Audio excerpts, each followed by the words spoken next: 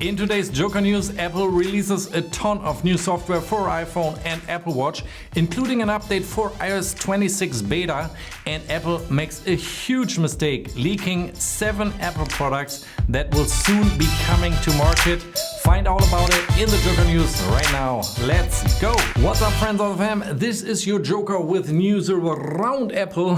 I'll be bringing you up to speed what's been going on over the last few days. So let's get started. Let's start at the very beginning. There have been a lot of updates in the last few days. First, for those of you who aren't testing the iOS 26 beta, there was iOS 18.6.1 and watchOS 11.6.1 without any details on whether and if so, which security vulnerabilities were fixed, if any. It looked more like the ability to measure blood oxygen levels had been re-enabled for users of Apple Watch Series 9, 10 or Apple Watch Ultra 2 in the US. At the beginning of 2024, according to the ITC, Apple infringed on patents held by Massimo, which forced Apple to disable this feature in the US.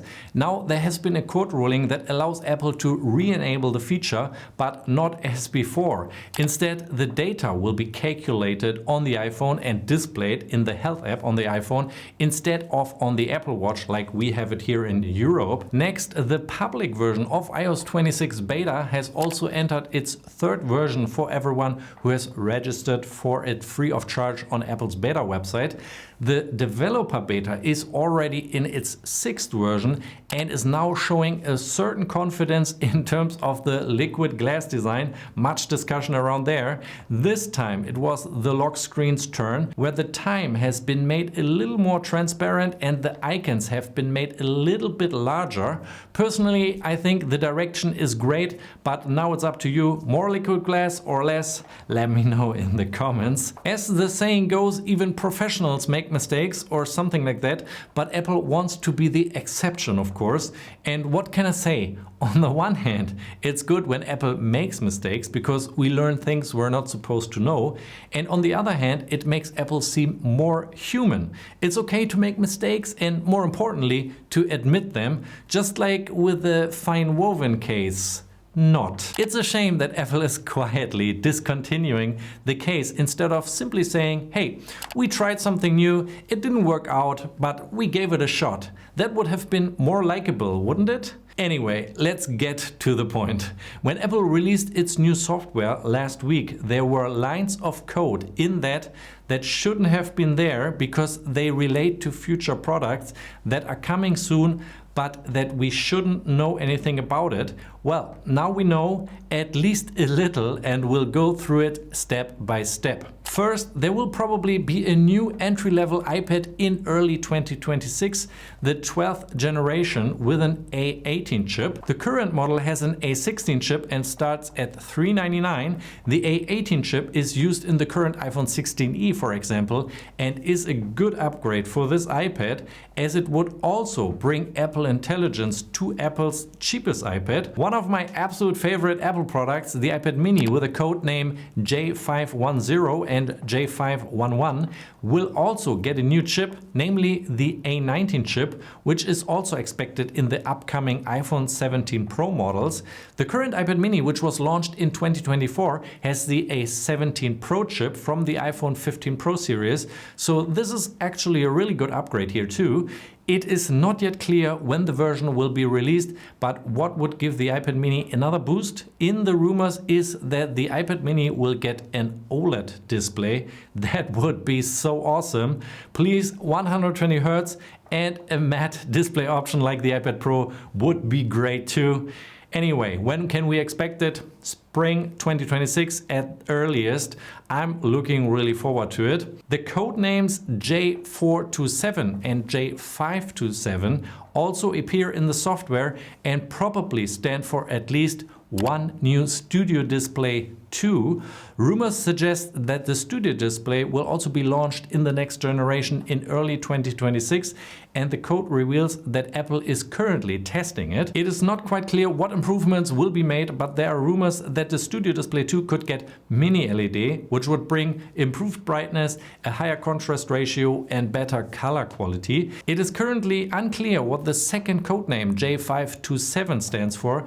It could be another version of the Studio Display 2 or a new version of Apple's more expensive Pro XDR display, which currently has no webcam or microphone. The device is in desperate need of an update, but according to Mark Gurman from Bloomberg, it is not a priority at the moment at Apple. Apple TV also appears on the list, which currently has an A15 Bionic chip. Here too, it is expected to be upgraded to an A17 Pro chip, which would enable Apple Intelligence, but more importantly, would also enable console quality gaming.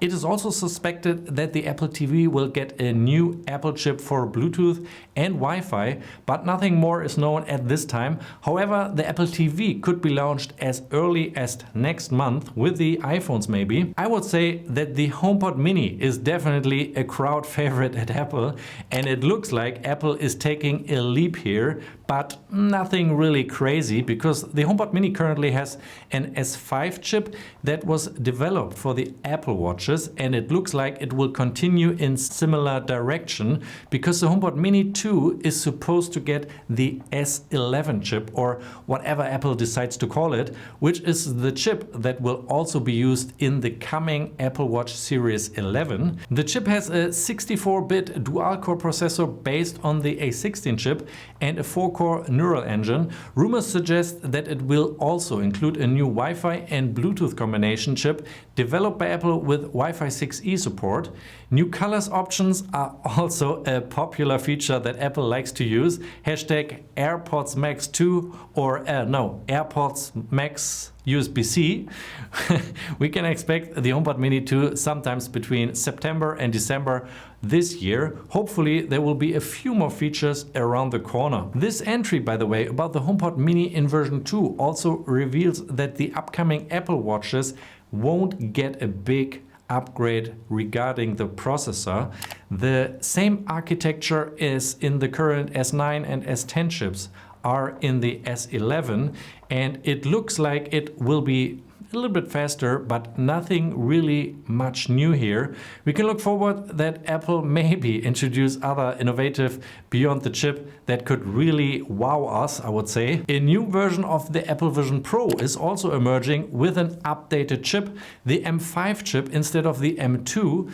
The biggest criticisms, such as price and weight, will probably only be partially addressed, as there will be a new headband that makes it possible to wear the heavy device for longer, according to Mark Gurman. As always, we will have to wait and see if this will be the case and if it will be sufficient or not. Now you're up to date. Again, these products are definitely coming, and at least we know what to expect in terms of the processor. It remains to be seen whether Apple will add any features apart from the colors. As soon as there will be news, I will of course keep you up to date. That's all from me. Thank you for watching. See you in the next video. Bye.